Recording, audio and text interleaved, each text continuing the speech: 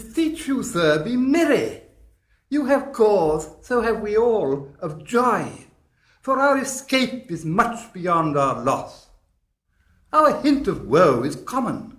Every day some sailor's wife, the masters of some merchant, and the merchant have just our theme of woe. But for the miracle, I mean our preservation, few in millions can speak like us. Then wisely, good sir, weigh our sorrow with our comfort. Prithee, peace. He receives comfort like cold porridge. The visitor will not give him o'er, sir. Look, he's winding up the watch of his wit. By and by it will strike. Sir, 1 10. when every grief is entertained that's offered, comes to the entertainer $1. Dollar comes to him indeed. You have spoken truer than you purposed. You have taken it wiselier than I meant you should. Therefore, my lord, Fie, what a spendthrift is he of his tongue. I prithee spare. well, I have done. But yet, He will be talking. Which of he or Adrian, for a good wager, first begins to crow? The old cock. The cockerel. Done. The wager? The laughter. A match. Though this island seem to be deserts, Ha, ha, ha. So, you're paid. uninhabitable and almost inaccessible, Yet, yet He could not miss it. it must needs be of subtle, tender, and delicate temperament. Temperance was a delicate wench. aye, and subtle, as he most learnedly delivered, The air breathes upon us here most sweetly. as if it had lungs and rotten ones. Or as 'twere perfumed by a fen. here is everything advantageous to life. True, save means to live. Of that there's none or little. How lush and lusty the grass looks. How The green. ground indeed is tawny. With an eye of green int. He misses not much. No, he doth but mistake the truth totally. But the rarity of it is, which is indeed almost beyond credit, As many much rarities are. that our garments, being as they were drenched in the sea, hold notwithstanding their freshness and glosses, being rather new dyed than stained with salt water. If but one of his pockets could speak, would it not say he lies? Aye, or very falsely pocket up his report. Methinks our garments are now as fresh as when we put them on first in Africa, at the marriage of the king's fair daughter Claribel, the king of Tunis. 'Twas a sweet marriage, and we prosper well in our return. Tunis was never graced before with such a paragon to their queen. Not since widow Dido's time. Widow? A pox of that. How came that widow in? Widow Dido. What if he had said widower Aeneas, too? Oh, good Lord, how you take it. Widow Dido, said you. You make me study of that. She was of Carthage, not of Tunis. This Tunis, sir, was Carthage. Carthage? I assure you, Carthage. His word is more than the miraculous heart. He hath raised the wall and houses too. What impossible matter will he make easy next? I think he will carry this island home in his pocket, and give it his son for an apple. And, sowing the kernels of it in the sea, bring forth more islands. Aye. Why, in good time. Sir, we were talking that our garments seem now as fresh as when we were at Tunis, at the marriage of your daughter, who is now queen. And the rarest that e'er came there. Ain't I beseech you, widow Dido? Oh, widow Dido, I, widow Dido. Is not, sir, my doublet as fresh as the first day I wore it? I mean in a thought. That salt was well fished for. When I wore it at your daughter's marriage. You cram these words into mine ears against the stomach of my sense. Would I had never married my daughter there, for coming thence my son is lost, and in my rate she too, who is so far from Italy removed, I ne'er again shall see her. O thou, mine heir of Naples and of Milan, what strange fish hath made his meal on thee? Sir, he may live. I saw him beat the surges under him and ride upon their backs. He trod the water whose enmity he flung aside, and breasted the surge most swoln that met him. His bold head but the contentious waves he kept, and awed himself with his good arms and lusty stroke to the shore, that o'er his wave-worn basis bowed, as stooping to relieve him. I not doubt he came alive to land. No, he's gone. Sir, you may thank yourself for this great loss, that would not bless our Europe with your daughter, but rather loose her to an African, where she at least is banished from your eye, who hath cause to wet the grief on't. Prithee, peace. You are kneeled to, and importuned otherwise by all of us, and the fair soul herself weighed between loathness and obedience, at which end the beam should bow.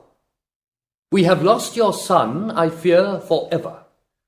Milan and Naples have more widows in them of this business making, than we bring men to comfort them. The fault's your own. So is the dearest to the loss. My lord Sebastian, the truth you speak doth lack some gentleness and time to speak it in.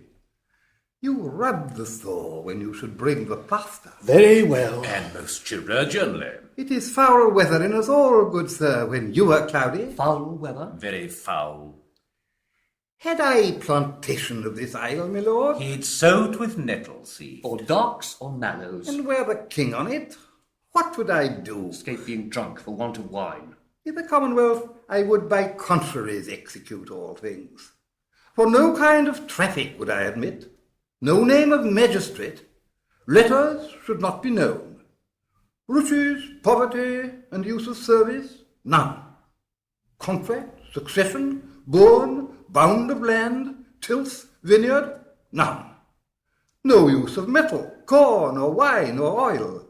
No occupation, all men idle, all, and women too, but innocent and pure. No sovereignty. Yet he would be king on the latter end of his commonwealth forgets the beginning. All things in common nature should produce without sweat or endeavour.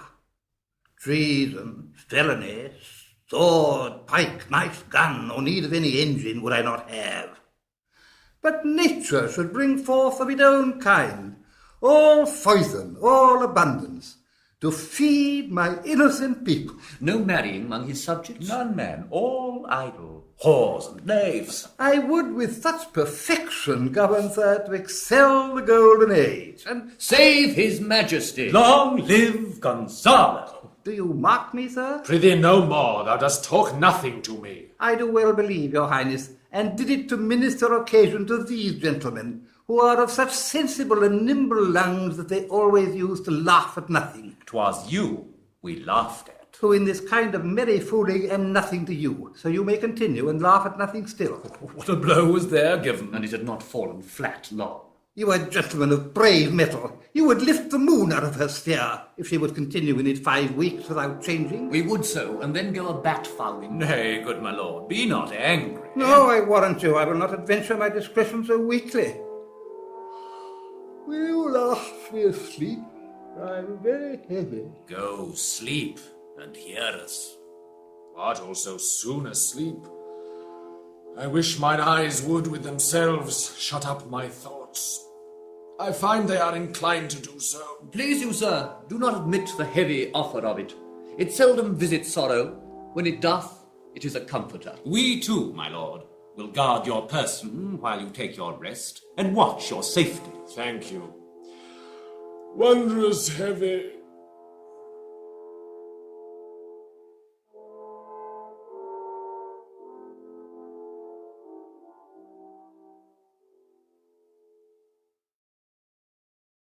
What a strange drowsiness possesses them. It is the quality of the climate. Why doth it not then our eyelids sink? I find not myself disposed to sleep. Nor I.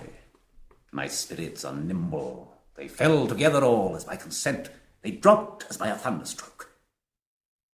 Oh, what might, worthy Sebastian, oh, what might. No more. And yet methinks I see it in thy face what thou shouldst be. The occasion speaks thee, and my strong imagination sees a crown dropping upon thy head. What?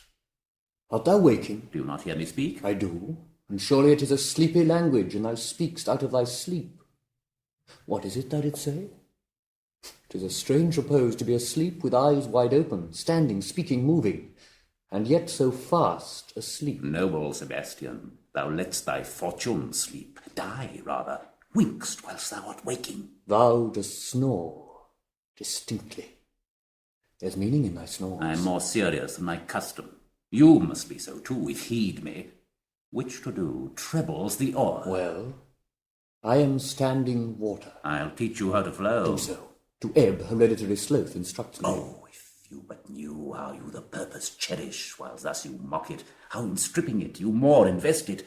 Ebbing men indeed most often do so near the bottom run by their own fear or sloth. Prithee, say on. The setting of thine eye and cheek proclaim a matter from thee, and a birth indeed which throws thee much to yield.